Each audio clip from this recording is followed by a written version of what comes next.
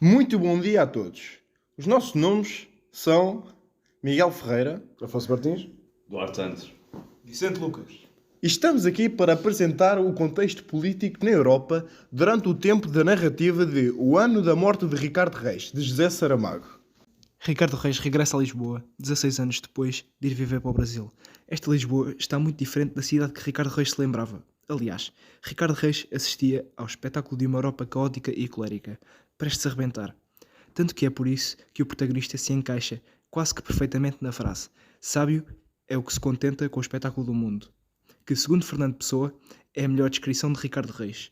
O mesmo, ao longo do livro, se sente indiferente ao mundo e às notícias que lê, aos amores que encontra, no fundo, praticamente à vida, levando-a tranquila e serenamente.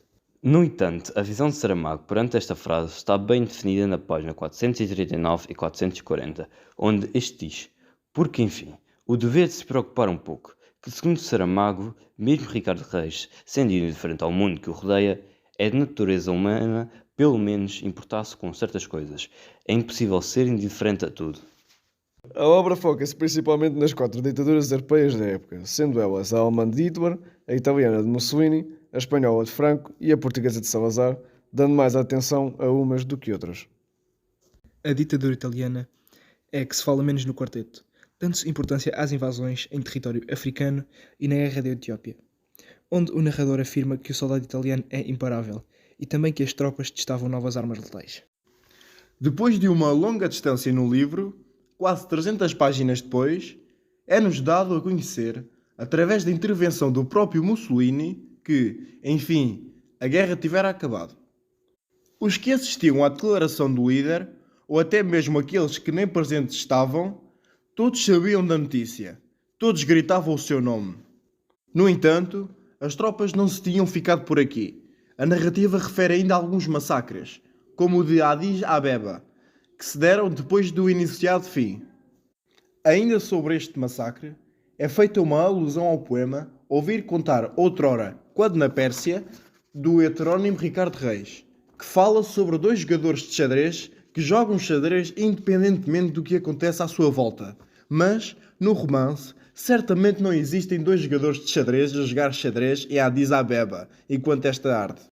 Sobre a mais conhecida das ditaduras, foi também em jornais que Ricardo Reis ficou a saber da ocupação da Renânia por parte das tropas alemãs.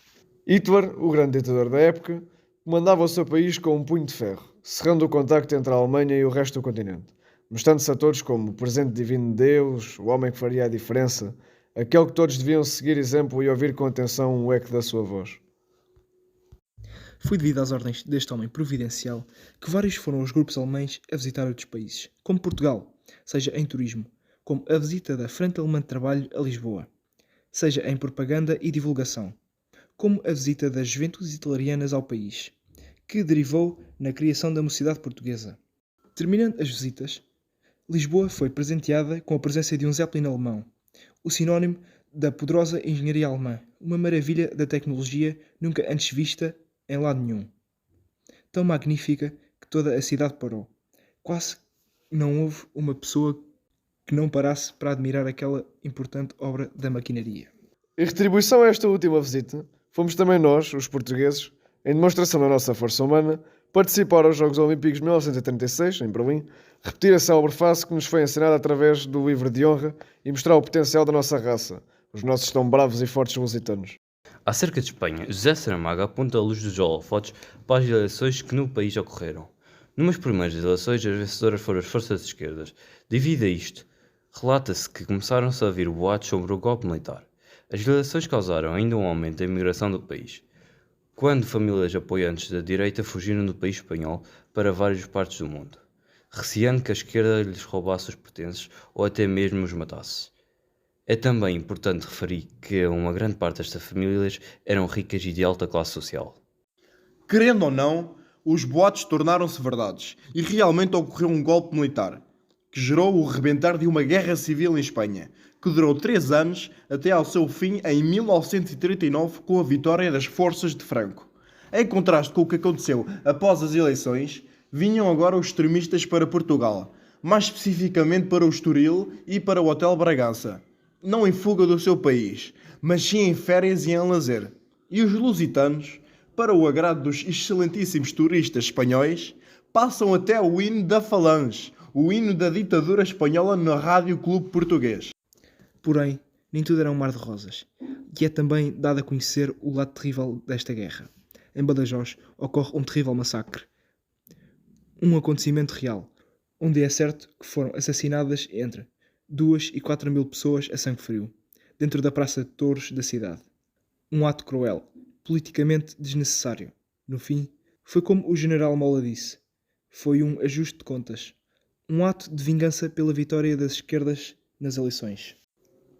Apesar de tudo isto, a obra revela que Portugal vive pacificamente, indiferente, em parte, aos acontecimentos que têm ocorrido na Europa. Isto pode querer dizer que ou esse oásis era a imagem de Portugal que passava para o mundo, ou que as autoridades nacionais não davam margem para qualquer conflito. Falando em autoridades nacionais, a PVDE controlava tudo o que acontecia nas ruas e, às vezes, até mesmo nas casas de todo o país, em prol da ditadura que tivera sido implantada em Portugal. Aliás, controlavam tanto que, por vezes, enviavam contrafés para os cidadãos sem sequer lhes explicar o motivo, como acontecera com Ricardo Reis.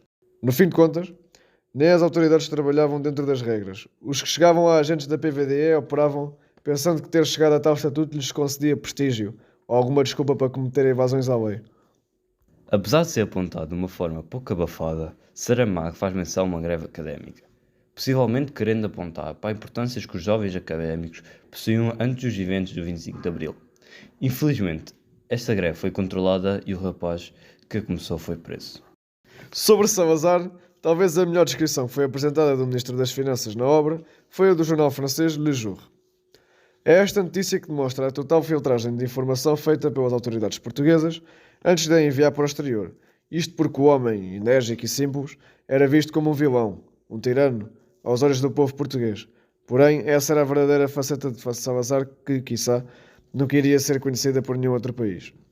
Faceta essa, no entanto, era escondida pelo forte nacionalismo que fora imposto pelo chefe do governo, pois mais para o fim da obra esta é glorificada euforicamente pelos portugueses. Vejamos, Salazar não estava lá, mas todos gritavam como se ele tivesse aparecido. A sua presença funciona quase como a do Big Brother, da obra 1984 de George Orwell. Apesar de só poder estar num sítio de cada vez, a sua presença está espalhada por toda a parte. Uma das maiores críticas ao regime português é feita pelo narrador quando este diz, portanto, a mentalidade que se tinha no país era simples. Os portugueses tinham gosto em sofrer. Os que mandavam no país esperavam impacientes que as mães dessem à luz os seus filhos e que estes começassem o mais depressa possível com as preparações militares necessárias para que depois fossem batalhar em nome da pátria. Fosse a sua maior honra morrer a fazê-lo, segundo nós, os sádicos portugueses. Por fim, sabemos que já foram apresentadas as visitas dos vários órgãos alemães, anteriormente no trabalho, sejam em visitas ou em propaganda de ideais. Porém, falta-nos falar do caso do comício do Campo Pequeno.